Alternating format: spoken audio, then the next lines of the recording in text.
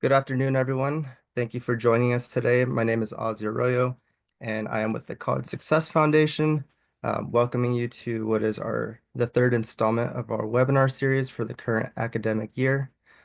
Today's topic will be on trauma-informed practices for post-secondary education, and our presenter will be Shannon Davidson from Education Northwest. I'll give her a chance to introduce herself in a minute, but before I do so, I did want to go over a couple of housekeeping items. Um,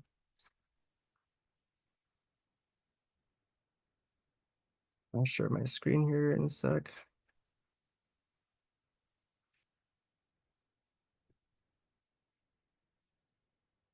So if you have a question, you can use the chat box to enter those, and we'll be checking those as the presentation goes. And there will also be an opportunity to field any questions at the end. And this webinar is being recorded, and that recording will be shared out afterwards, along with the guidebook that the presenter will be referencing during this presentation. And then stay tuned at the end for a few announcements. So without further ado, I will hand it over to Shannon. Thank you so much, and thank you all for joining me here today and taking the time to engage with this topic. My name is Shannon Davidson, and I'm with Education Northwest. We are an independent nonprofit research, evaluation, and technical services provider that's based in Portland, Oregon, and we work a lot in Washington, work a lot in the post-secondary space. I personally work at the intersection of education and health as much as possible. And I'm really excited and pleased to be with you here today. So I'm going to share my screen. Hopefully this works. All right. So I wanted to introduce this guidebook to you. This is a revision of a guidebook that I authored in 2017 at first, and I'll be drawing a lot of the content and material a lot today from this. And this will also be available to you along with the recording after this presentation. So if you're interested, I encourage you to check it out. It goes deeper into some of the topics and the ideas that we're going to introduce here today. And hopefully it will be helpful and interesting for you to bring back to a larger team and spark some discussions and some actions. So before we dive in, I would love to know your level of familiarity with the topic of trauma-informed practices. So in the chat, if you could take a moment to just indicate what do you think of as your level of familiarity with trauma-informed practices, with one being this is totally emergent. Maybe this is the first time I've talked about trauma-informed practices or been in a PD session about it. With 3 being all the way on the other end, that I have a lot of experience and expertise in that to the point where I can teach others. Or if you're somewhere in the middle, more like a 2, where you have some experience, but you're still in a learning space. And I'm looking at the chat now, and I see a lot of 2s and 3s, so that's great. It sounds like a lot of you are already doing and working in this space, so I certainly want to acknowledge the expertise in this room and acknowledge that you are out there doing this work, and hopefully some of what you hear today can either affirm and confirm things that you may already be doing, or perhaps that you may be here to pick up even a few new ideas.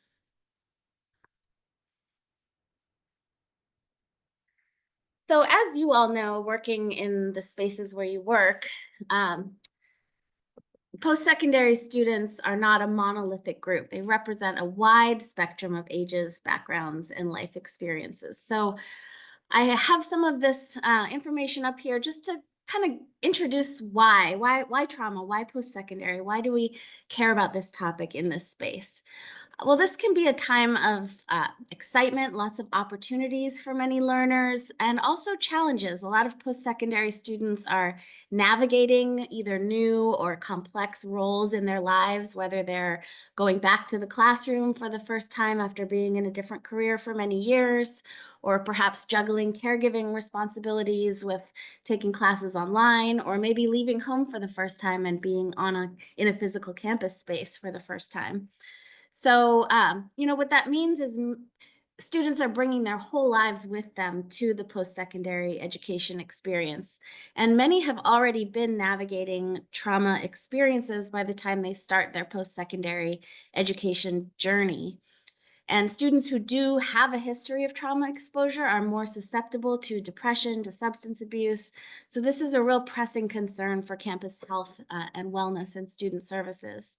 And furthermore, a range of factors mean that there can be new and emergent potential sources of trauma while in college, and that can range from struggling to meet basic needs to experiencing potentially traumatic acute experiences like assault or violence, and or experiencing more kind of systemic sources of trauma like racism or discrimination in the learning environment. So I want to continue to stress throughout this talk today that students who are affected by trauma can and do thrive and persist in post-secondary education and are models of resilience and success. And members of a healthy college or university community can really best support those students by working together and having a sense of shared responsibility for the physical, social, emotional, academic safety of every learner, regardless of their historical or ongoing trauma exposure. So I wanted to also take a moment to kind of locate ourselves in the trauma-informed practices space. I know that in this room, there are people representing a whole variety of different roles as either faculty or staff members or student support professionals. So this and the next slide are just about kind of how might this show up in your work? How might you be able to use the content and the material from this presentation and other trauma-informed work in your own role. So if you are representing faculty members or instructors, you might use trauma-informed practices to develop syllabi and norms that reflect the core principles of trauma-informed practices, which we'll talk about in a few minutes. You might be designing instructional approaches that give options for participation that are building on students' assets and strengths. You might be working to understand the different ways that students are engaging in an academic environment, which may or may not look like what you might expect, and how to recognize and respond to those, not just those signs of trauma in your students, but also learning to recognize and respond to vicarious trauma, compassion fatigue, burnout, re-traumatization in yourself and in your peers. And again, we'll talk about that more in a minute. I know many of you are representing student services professionals today, so you are likely using trauma-informed practices to inform the design or to refine the services that you provide, including wellness and basic needs services, to reflect those core principles of trauma-informed practices. And that includes increasing access to services, creating a culture that normalizes using these services for wellness and basic needs, and building the capacity of the staff and faculty around you to recognize and respond to trauma cues as well. And then for administrators, trauma-informed practices can be really helpful for continuously assessing and reassessing policies to consider their impact on the whole community, including those with historical and ongoing trauma exposure. Ensuring that student voice and choice are really centered in policy processes and that policy change is followed up with real actions. And for, of course, planning physical spaces, if you are in a physical campus space, facilities, or digital facilities and spaces as well that reflect those core principles of trauma-informed practices. So hopefully that's helpful for kind of locating your multiple and probably intersecting roles with how you might have an entry point into trauma-informed practices. The way this presentation is organized today is following what SAMHSA calls the 4 R's. And you'll hear me refer to SAMHSA probably a couple times today, and that is the Substance Abuse and Mental Health Services Administration. It's a branch or an agency within the U.S. Health and Human Services Department, and is a good source of resources for people working in a whole variety of sectors in mental health or wellness or trauma-informed practices space. And they have articulated these 4 Rs, and these are key assumptions that really underlie any kind of effort that might be considered trauma-informed. And I use that to organize the guidebook as well as the slides today. So we're going to start with the first R, which is realization. And that is basically what are we talking about when we talk about trauma? And then moving into recognize, which is how that might show up in a post-secondary education setting. And then respond is the third R, and that's when we really get into some strategies and some of those core principles of trauma-informed practices and how to implement them. And then finally, resisting re-traumatization, and that's the piece about working on your own self-care, which is the same thing as caring for others, because it makes you, as an educator in a caring profession, able to best serve others when you are also taking care of yourself. So let's go ahead and dive into the first section, the first R, which is realize. So this section just offers some critical context on the background of trauma and resilience. What are we talking about when we talk about trauma? And our ideas about how we talk about trauma, our understandings and definitions of trauma have changed a lot over time. Early conceptualizations of trauma were mostly from the health and medical fields. The concept of trauma used to mostly emerge in relation to acute events like combat or war. And it really wasn't until 1980 that PTSD was even added to the DSM. And since then, research continues to demonstrate the pervasiveness of trauma beyond the context of those acute events like war and how it has wide-reaching impacts in so many other ways. You may have heard of a landmark study from Kaiser Permanente and the Center for Disease Controls, or CDC, which is known as ACEs, or Adverse Childhood Experiences. That continues to be, a foundational study that has informed a lot of the way that we talk about trauma. But, trauma researchers and practitioners are working on going beyond the idea of ACEs and recognizing the ways that events can be experienced differently based on a whole range of sociocultural variables. I have this picture of a pyramid up on this slide. This is the CDC Adverse Childhood Experiences pyramid showing how ACEs contribute to early mortality. And I put this up here because I want to point out that it used to start at the third row from the bottom with starting at the adverse childhood experience.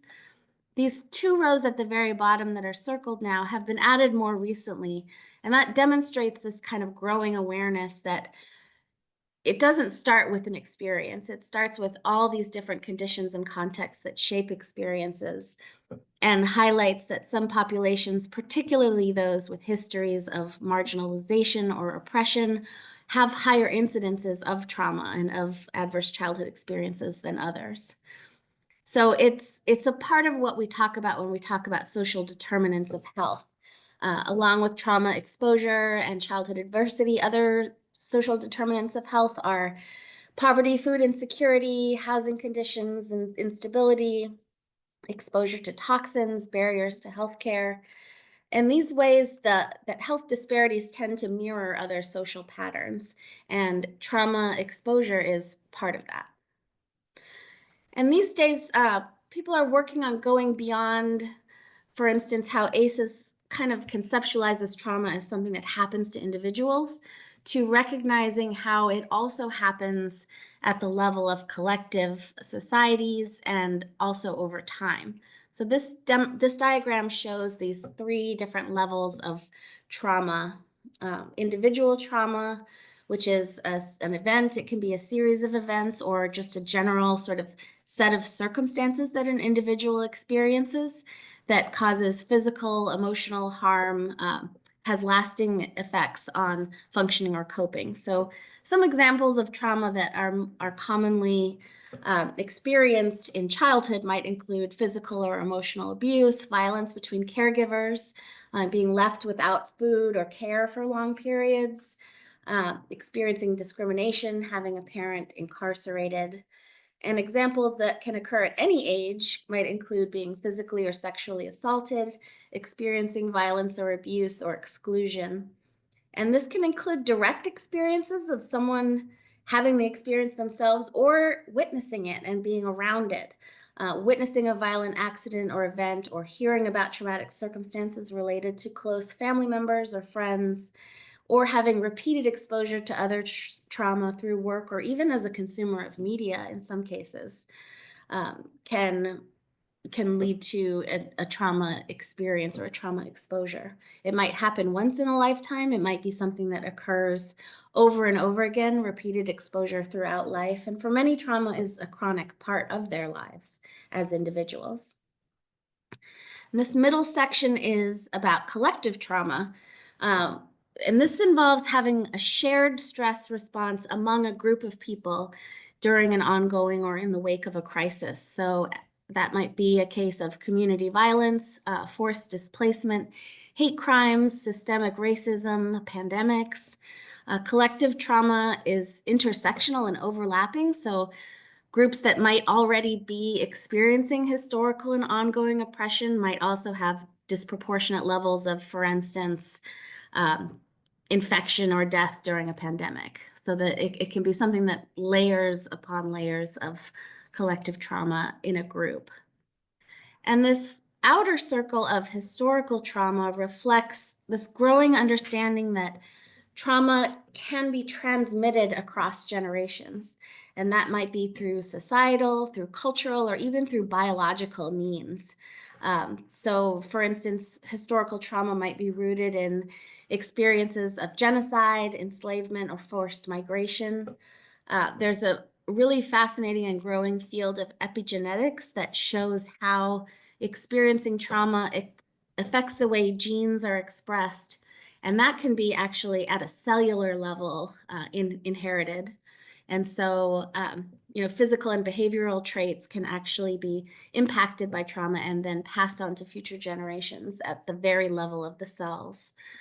So it's, you're not only carrying your own life experiences in your body, but also those of those who came before you. So what does this have to do with development and learning in a post-secondary space? We're still learning a lot about the neurobiology of trauma and what happens during the brain or in the brain during a traumatic response.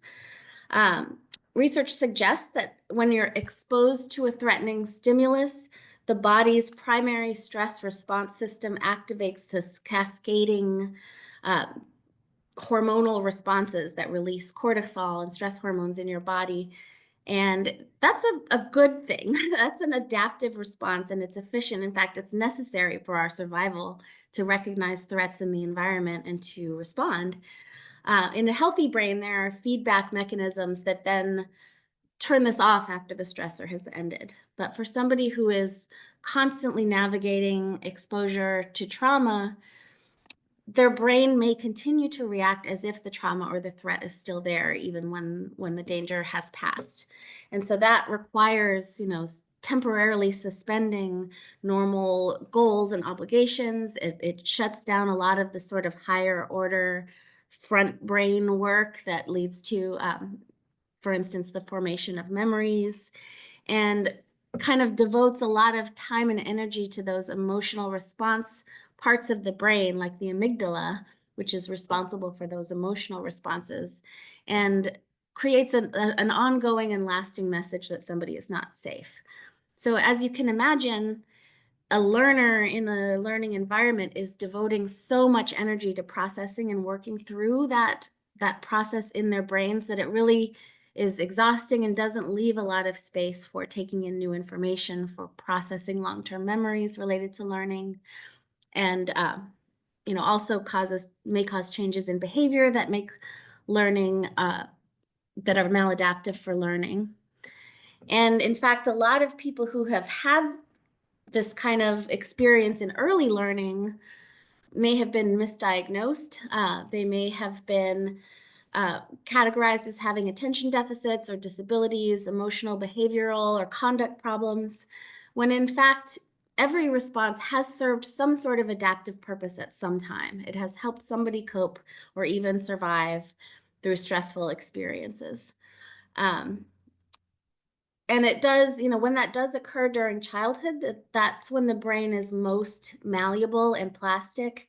And when those traumatic experiences like poverty, abuse, neglect, or violence uh, have a ripple effect on other developing parts of the brain and can cause cognitive losses, delays in physical and emotional and social development that continue into adulthood and continue into when you might be working with these students during college.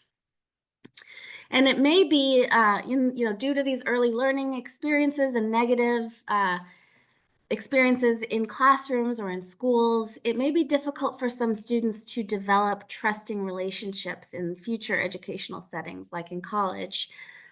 It may be difficult to trust educators and to question the reliability and predictability of their relationships with anyone who might be in that position of authority. They may view rules and consequences that seem like standard procedure in a classroom or a learning environment as a punishment or a threat. And that then has the ripple effect again of increasing the potential for re-traumatization or reliving an experience of trauma when they're confronted about academic performance or about conduct. But again, I always want us to come back to this idea of resilience.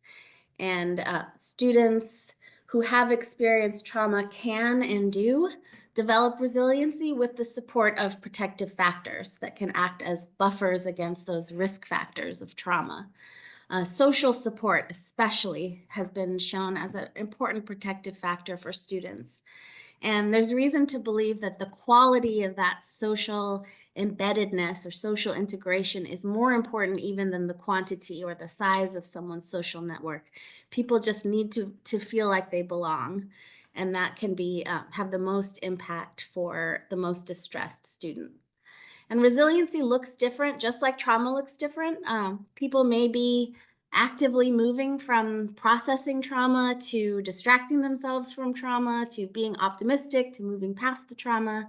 It can seem sometimes like contradictory processes, but that is what we call coping flexibility, or being able to move between those different processes that allow you to cope and function in life.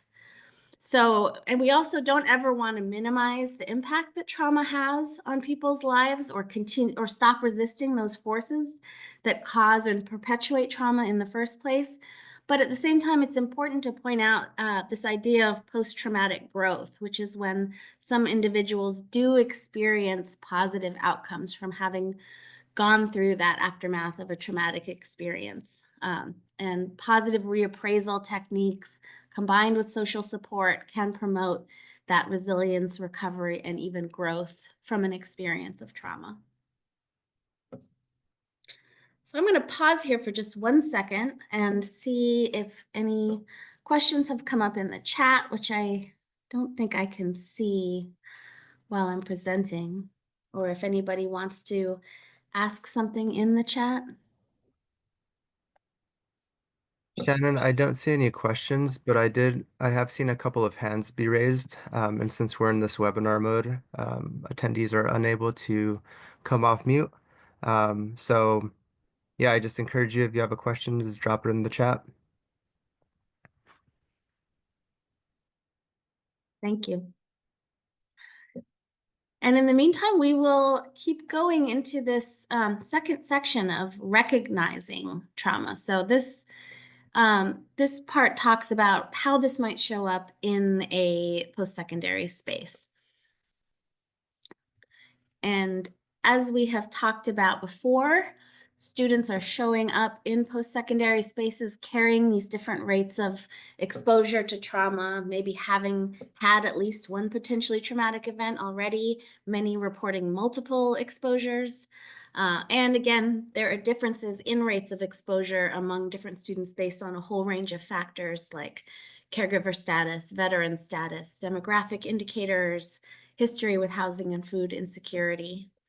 And also, even if an individual does perceive a certain event as traumatic, they may have different rates of likelihood of wanting to talk to anybody about it or wanting to report it. And I'm sure you can think about some reasons why that might be, whether it's perceived stigma about seeking help or desire to avoid trauma-related memories and reminders. Um, Basic needs insecurity is a space that really intersects a lot with trauma, and I'm sure many of you are working in the basic needs provision space in post-secondary education, so you know that may include lack of access to food or stable housing, transportation and childcare, internet and technology. Uh, According to the National Post-Secondary Student Aid Study in 2020, 23% of undergraduates, so that's nearly a quarter of all undergraduates, had experienced food insecurity. 8% had experienced homelessness within the last 30 days. So research kind of consistently shows that basic needs insecurity adversely affects overall well-being and has impacts on enrollment, achievement, and completion. And as you might imagine, often goes hand in hand with a history of trauma exposure. So what might you actually see? Because trauma looks different for everybody, there are no symptoms that show or confirm that somebody is actively navigating a trauma response. But there are some cognitive, social, behavioral cues that might indicate somebody is in that kind of activated state of a trauma-related response.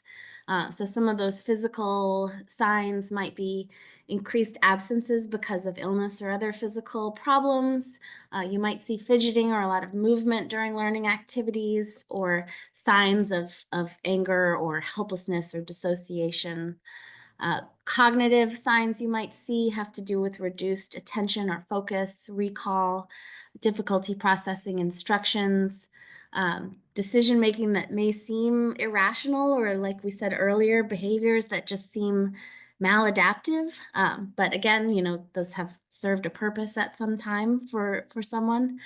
Some of the social signs you might notice are withdrawal or isolation, disproportionate responses to setbacks or unexpected changes. So as kind of outsized responses to things that are surprising, and maybe some challenges with regulating those emotional responses.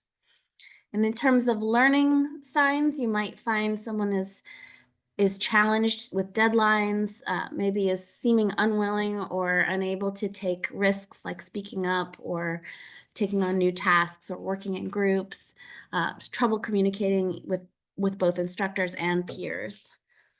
So even if you suspect that a student may be navigating a trauma response, even if you see some of these signs, it is important not to presume to know anybody's story or press anybody to share more details than they want to offer. But it can be a good first step to just check in with students, never underestimating the impact of just sincerely asking, hey, what's going on? And that can open a dialogue. It can provide more information to you to help understand how you might work either on your own or in collaboration with other folks on campus to understand and meet a student's needs.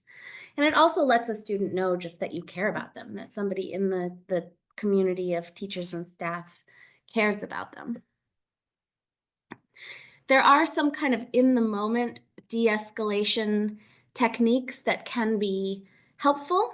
If you find yourself encountering somebody who seems to be dysregulated or having an activated response, I would say, though, that different institutions have different approaches to this. So it's important to get familiar with your college's kind of policy on conduct and how to respond. But some basic principles that you can keep in mind in those moments are just to watch for those signs, be careful not to mirror that behavior. We're going to talk about mirror neurons a little later, but they work quickly. And if somebody is dysregulated and you respond by mirroring that dysregulation or heightened emotion, it can just kind of cascade from there. So staying calm, being aware of safety, um, practicing empathy, giving a lot of space, not making, efforts to touch or crowd somebody or give real complicated directions, inviting some cool down space and time, or if it's appropriate, just doing some simple tasks to engage the cortex to kind of move out of that emotional part of the brain and into the thinking part. Uh, just some kind of cognitive tasks like talking about, the names of national parks, if that's something that they're interested in, or um, listing something. And the more you understand a student, the more you can kind of suggest some simple tasks, something to talk about instead of what's causing that reaction. And then asking for help. You can change the subject by saying, I know you're not in a space to do this task right now, but could you help me doing something else? But, if you believe that a student needs additional support, you do need to be ready to refer them to student services professionals who are specifically there to respond and deal with students who have needs. So again, just familiarize yourself with your institution's policies and recommended referral procedures, because those are likely to look different in different institutions. So I can pause again here. I do see the chat now, and maybe like a couple of questions came in. Looks like sharing some basic needs insecurity rates. That's helpful.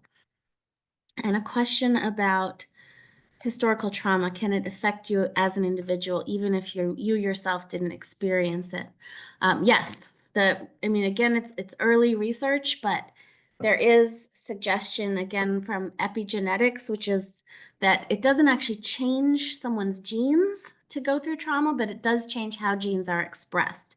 And my ability to talk about the kind of neurobiology behind that is pretty limited, but there are some laboratory-based type of experiments, mostly with animals, that demonstrate that, like, just as one example, and again, this is not a human experiment, this is with animals, but a mouse that was exposed to a cherry scent accompanied by something unpleasant, like maybe an electric shock, the offspring of that mouse responded to the scent of cherries with stress.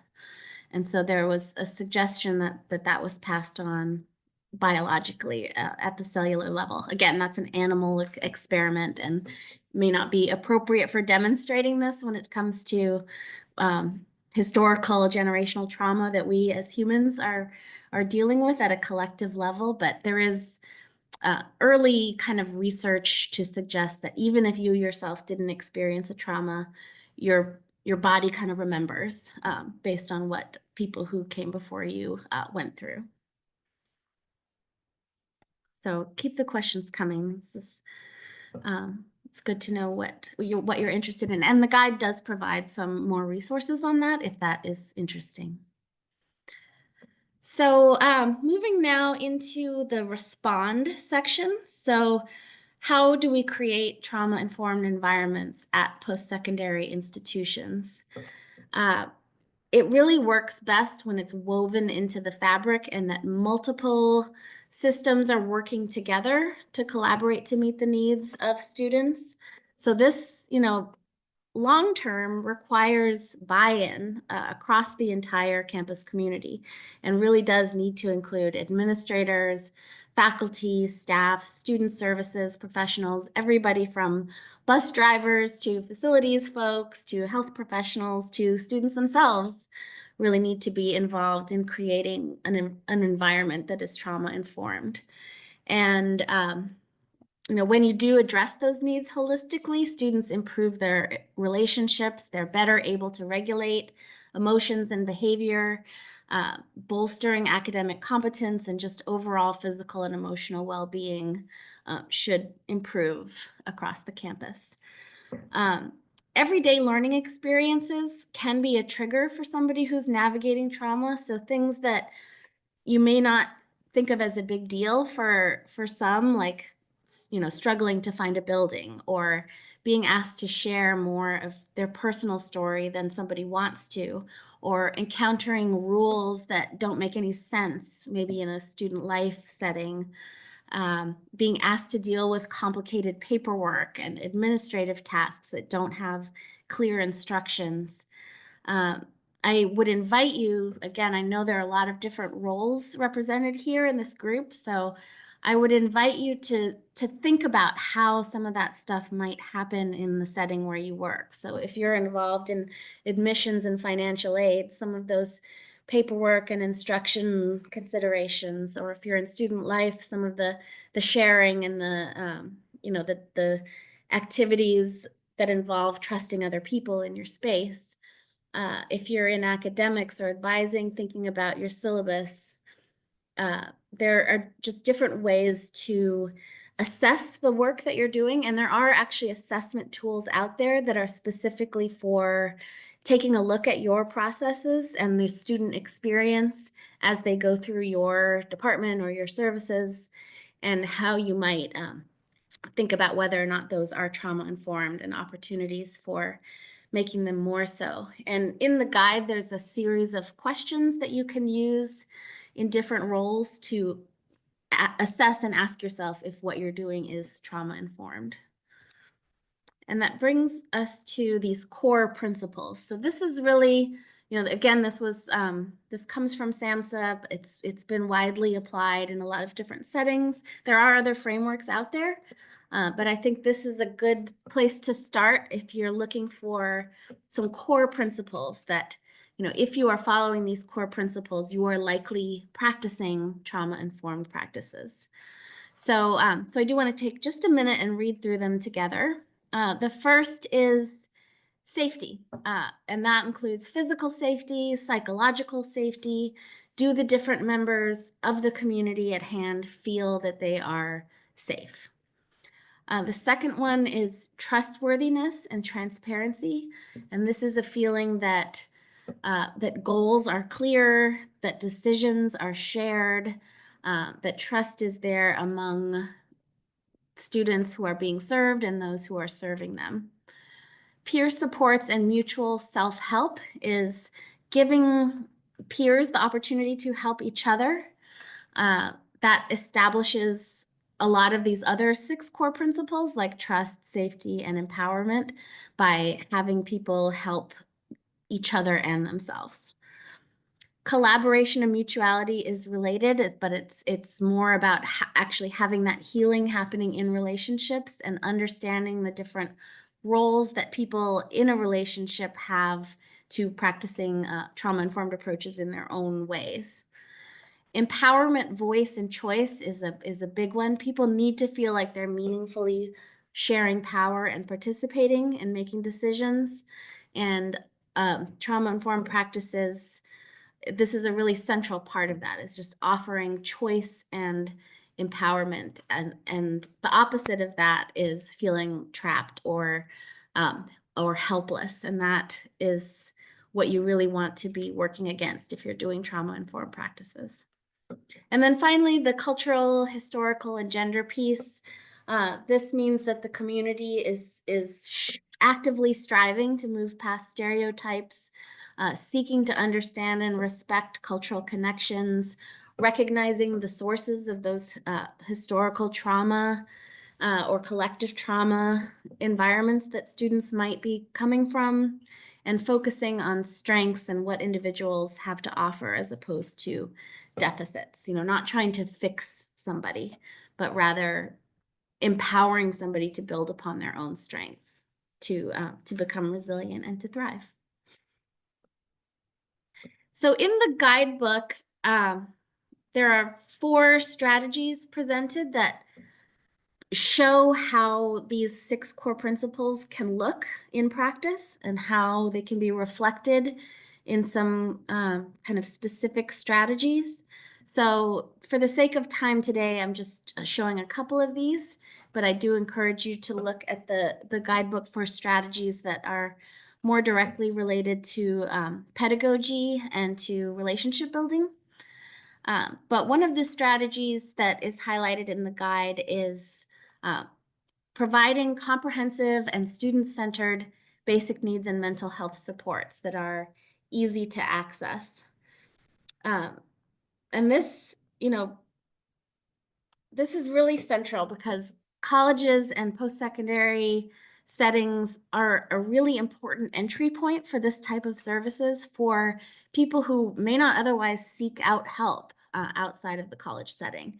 And addressing these things early is really important because more than 1/3 of students, for instance, who enter community colleges, based on that same study from 2020 that I mentioned earlier, do not persist to enroll the following fall. So being able to reach students when they first start their post-secondary education experience can be really important for preventing that kind of attrition and making sure people's needs are being met right when they start. And the data suggests that those who are most in need of mental health or basic needs supports are least likely to know where to find it. And this is the access piece. Institutions may want to consider designating a single point of contact or a centrally located, some people create an on-campus benefits hub or a basic needs center that provides a single point of access to a wide range of resources and connections to campus, community, external resources or services that can meet different needs. So that ease of access and that single entry point can be a really important way to lower the barrier to seeking out these services. And in physical spaces, that may look like a central point on campus. That is for streamlining access and also for making sure students don't feel marginalized and like they're being sent to some remote part of the campus to get services. In digital spaces, there are different communication tools that can help students be aware of and access information. Individuals have different preferences about who they may want to talk to. Some students may prefer to talk to trusted peers or mentors. Some may want to go straight to mental health professionals. So having a variety of different channels of creating awareness will help increase the chances that students will actually seek out and receive messages about what's available. And this slide shows how this strategy reflects those two core principles of safety and trustworthiness and transparency. The safety piece of having a centrally located hub with easy access helps students feel both physically and psychologically safe, which is really important for students who are having mental health challenges or having trouble having their basic needs met. And the clear pathways and having trusted sources of information speaks to the transparency and trustworthiness core principle, shows students that the college cares about their well-being, gives them options to meet their varied needs, and promotes transparency about what those options are.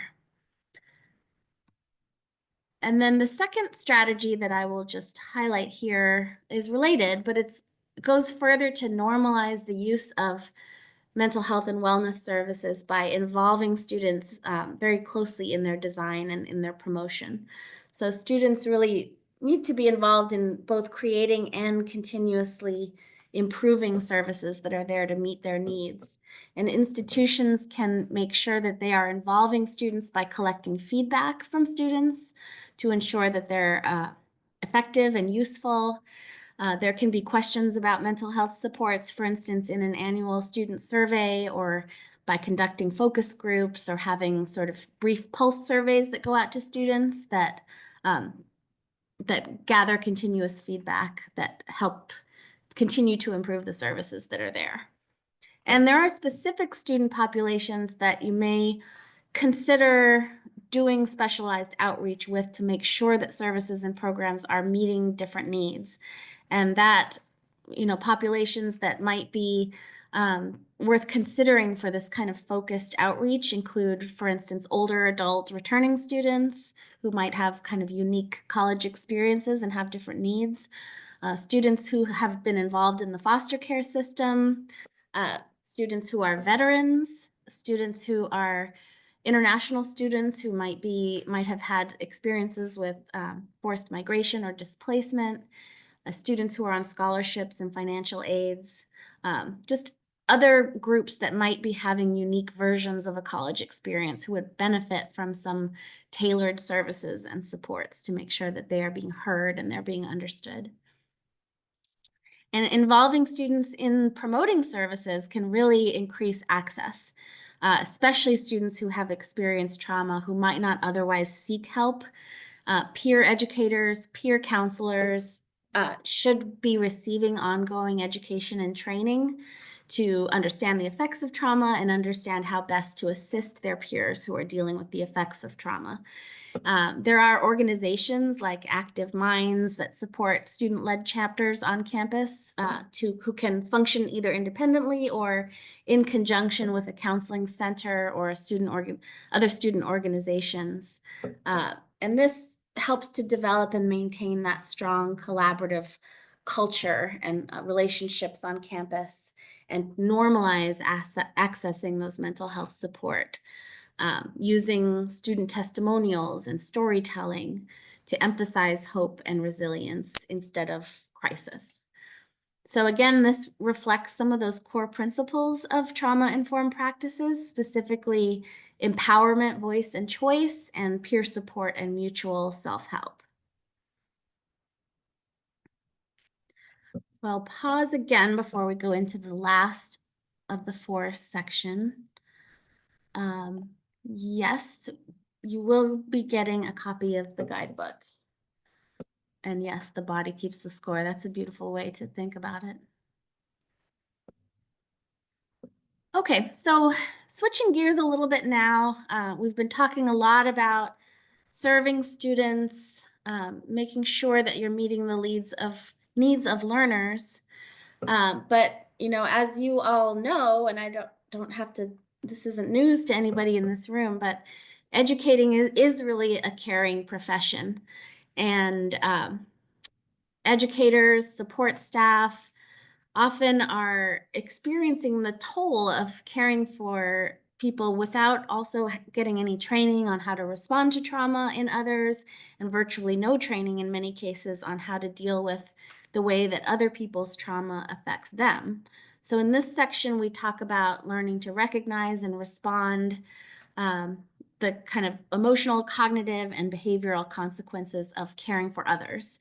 And that can include compassion fatigue, empathic strain, vicarious trauma. There are a lot of related terms that basically all have to do with the toll that caring for others takes on you. And this is where mirror neurons can come in, because our brains are hardwired to respond to emotional expressions in other people's. So, educators, I think, sometimes even judge themselves for having a strong reaction to somebody else's trauma, and that can affect well-being and sense of self. But even educators who are trained in trauma-informed practices and who are experienced with developing their own strong boundaries or balancing empathy. Even the most trained and seasoned professionals are susceptible to sharing others' emotional responses to adversity.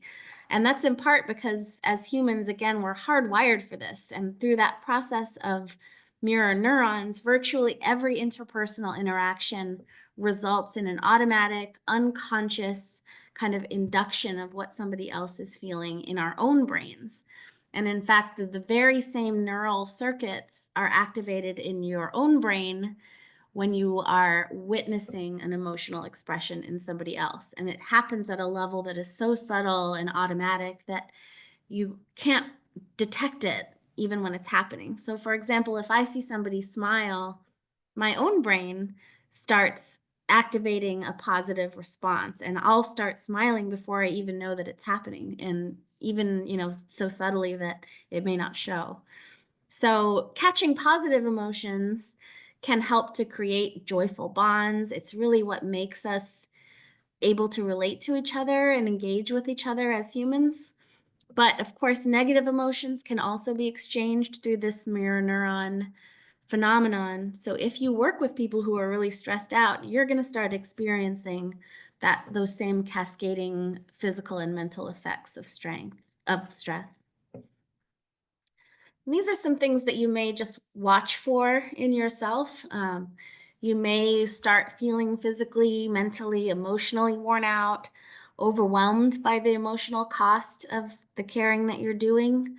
Um, that can include having difficulty communicating your feelings, um, physical symptoms just with your normal kind of sleeping or eating behaviors, having trouble accessing joy or feeling trapped in your work, or just kind of having muted or diminished feelings of satisfaction, or you may notice more intrusive thoughts, um, or just kind of free-floating anger and irritation.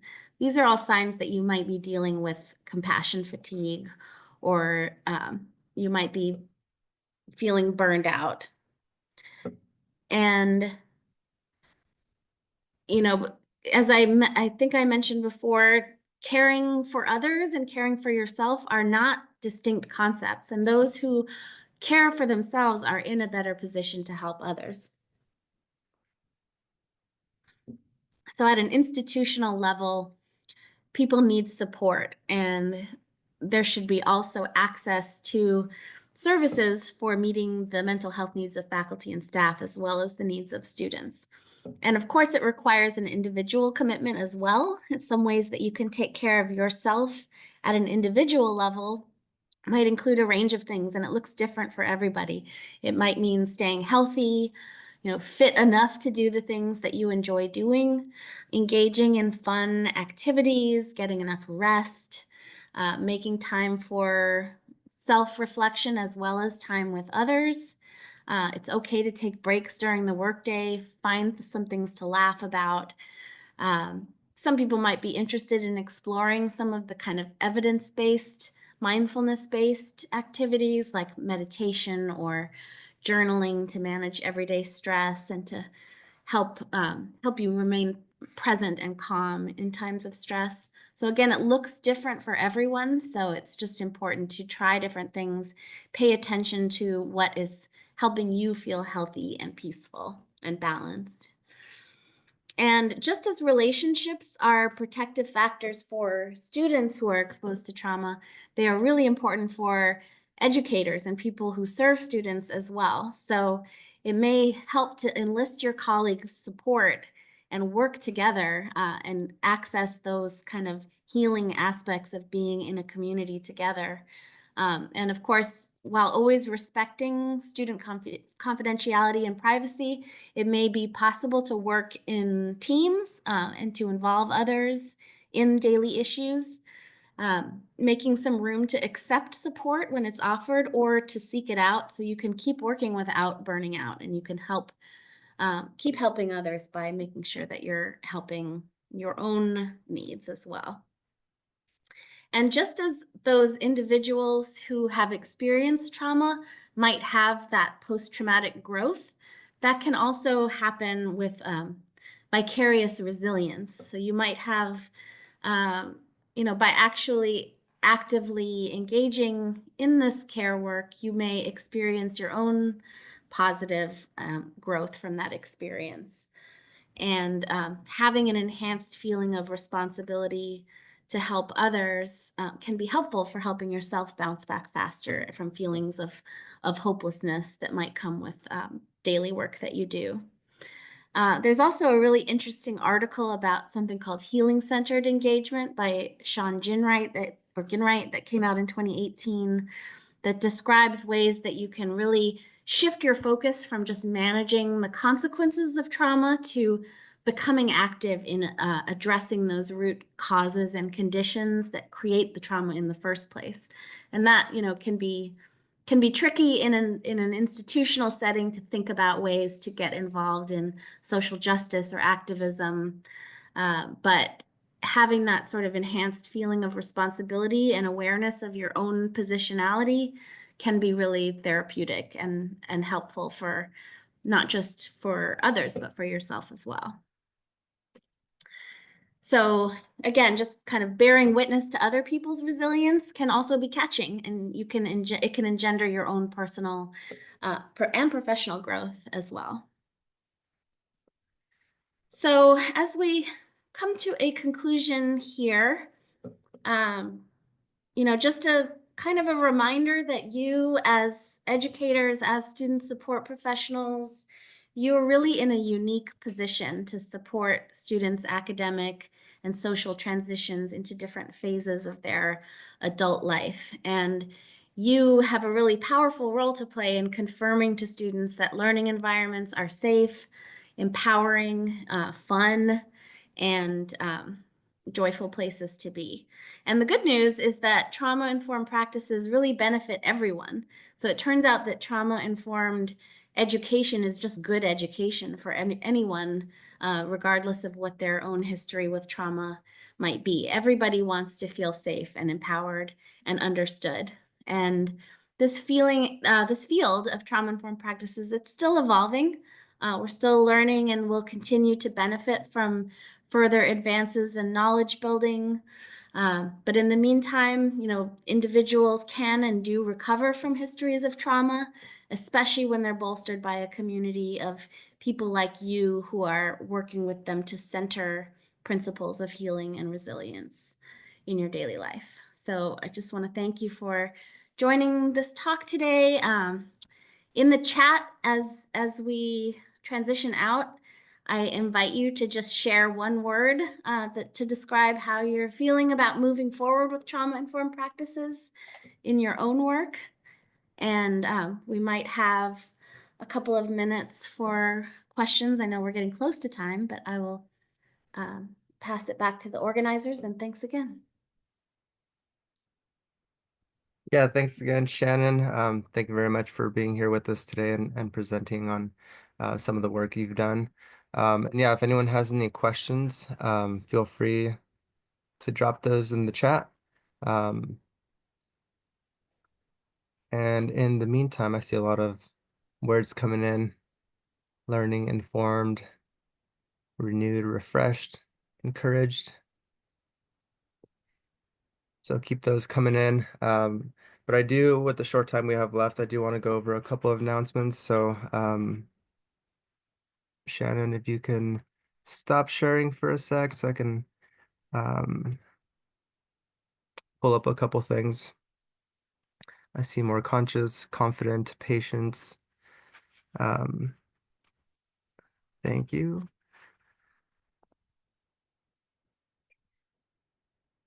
So a couple quick announcements before we go.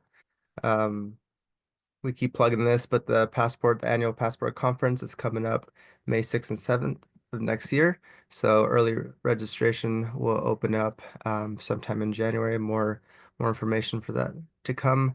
And then applications are now open for workshop presenters and lived experience panelists. I do want to drop here in the chat, send this out to everyone. Our website, more information about the conference, and applications for those two things are open and on the website. Next webinar will be coming late January 2025. So keep an eye out on our newsletter, the WPN Navigator, for more information. Registration will get published for that as soon as we confirm some of the details. And then again, please visit our WPN website to stay up to date on all conference and webinar related matters. I dropped it in the chat, but there it is there, WashingtonPassportNetwork.org. Let's see, just double another quick look for questions. I do not see any questions in the chat. But thanks again, Shannon, for being with us today, and thank you all for joining us. Hope you have a wonderful rest of your day. And yeah, until next time.